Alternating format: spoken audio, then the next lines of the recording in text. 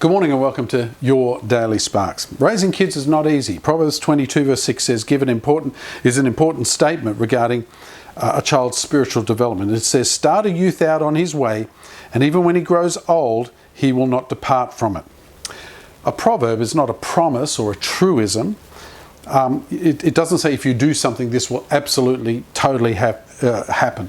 It just says in general, if you start them out in the right way, ultimately they will finish in a good spot.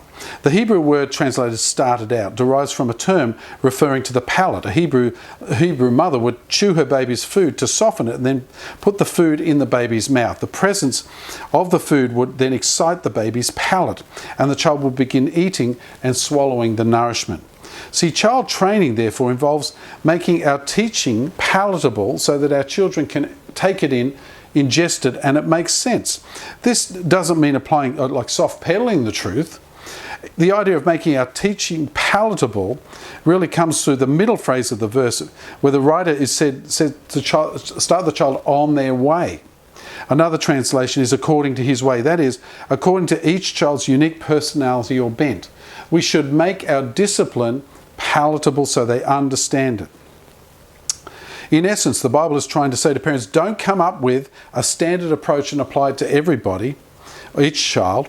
Each child is different, has a unique temperament. So as you interact with them, train your children in a way that makes sense to them.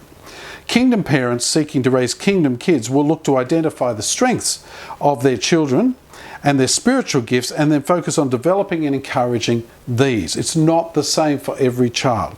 They will also impart a kingdom worldview into daily conversations and share devotions around the table, talking about the kingdom concepts. I believe we need to raise kingdom kids at this hour.